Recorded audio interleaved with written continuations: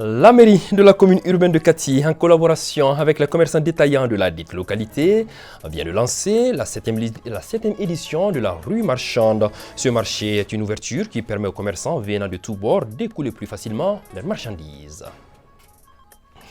Veillée d'armes pour les Aigles du Mali qui feront face ce samedi à la Guinée-Bissau au stade du 26 mars à partir de 19 h. Un avant-dernier match qui entre dans le cadre des préparatifs en vue de la CAN Côte d'Ivoire 2023. Voilà donc pour les titres de ce soir. C'est un réel bonheur de vous savoir fidèle à ce programme d'information. Bonsoir et bienvenue à tous.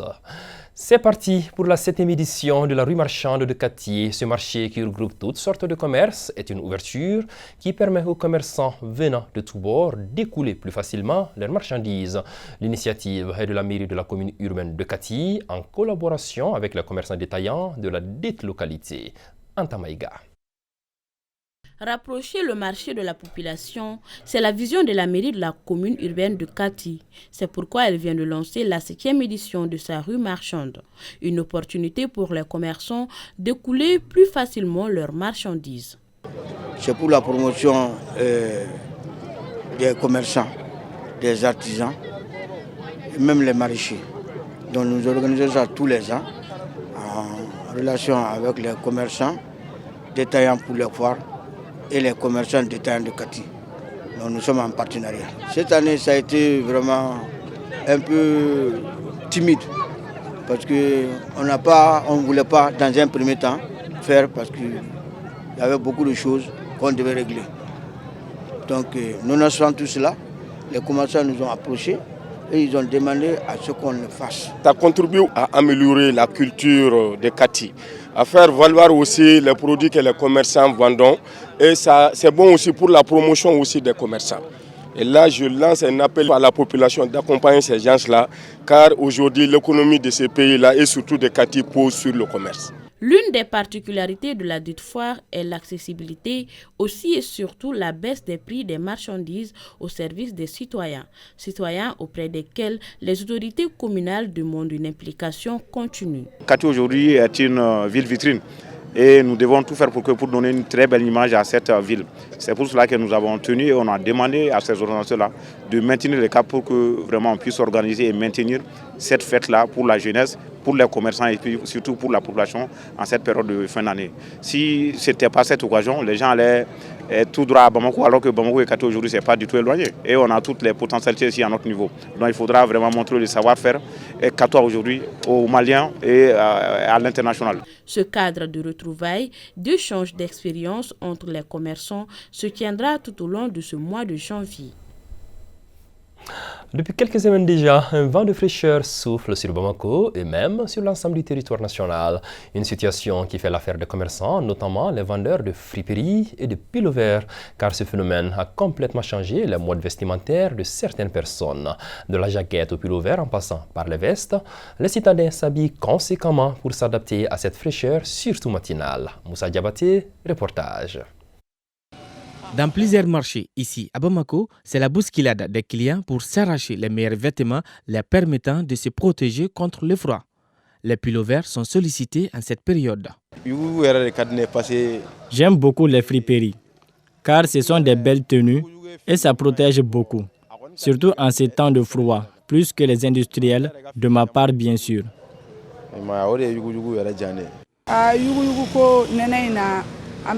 Un marché de la friperie en période de froid marche super bien. Les pulls et les doudounes se vendent très bien. En période de froid, nous avons plus de clients.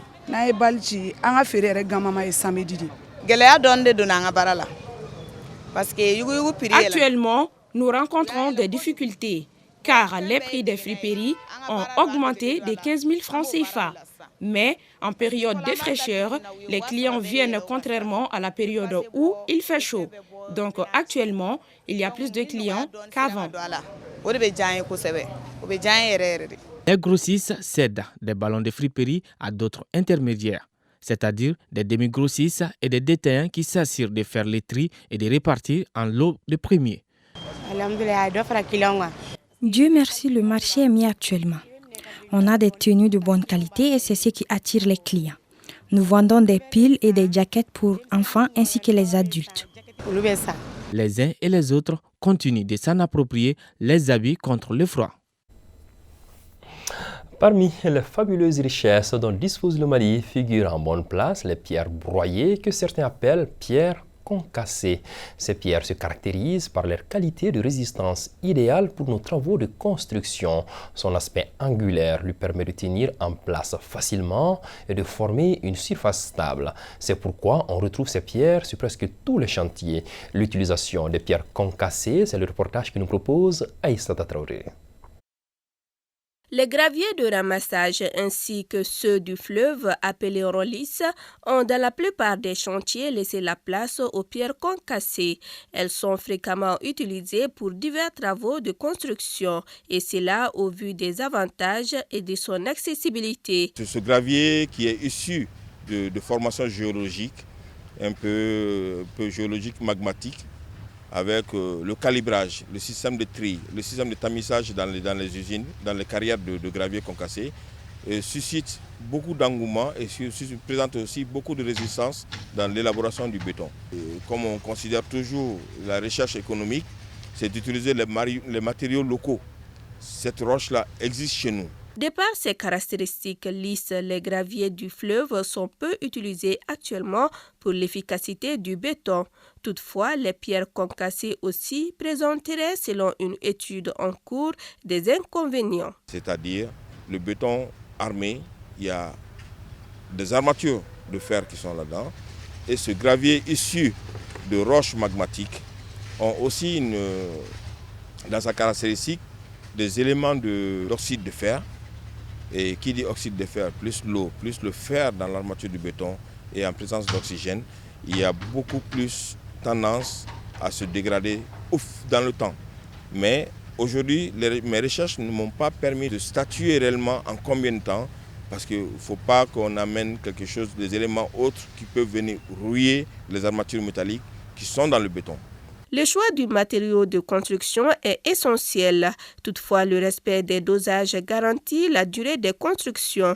C'est pourquoi notre interlocuteur invite ses collègues à les respecter pour garantir la confiance des citoyens sur leur secteur d'activité. Et de sport football, les Aigles du Mali intensifient la phase de préparation en vue de la CAN Côte d'Ivoire 2023.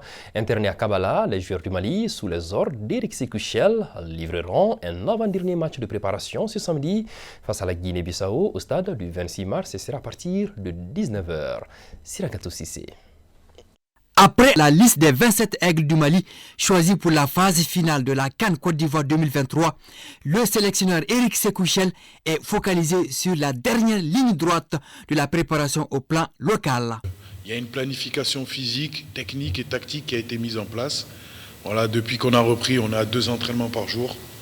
Voilà, le matin qui est axé un peu plus sur le physique et le soir sur du jeu. Ceux qui sont arrivés un petit peu plus tard ont eu des tests physiques à faire. Et c'était une séance, on va dire, un petit peu plus tactique, un petit peu plus qui nécessite moins d'efforts. Les Aigles du Mali disputeront un ultime match de préparation ce samedi à 19h au stade du 26 mars face aux Yurtus de la Guinée-Bissau. Sur certains secteurs de jeu, on va pouvoir mettre en place ce qu'on a travaillé, et puis sur d'autres, je suis partagé entre la sécurité. Et aussi, j'ai pas trop envie de divulguer aussi ce que je vais mettre en place, parce que vous savez que les matchs sont observés. Donc. Les 27 aigles au complet, 16 anciens et 11 nouveaux vont apprendre à vivre ensemble, à se côtoyer, à créer une complicité et former une famille pour faire rêver le peuple malien.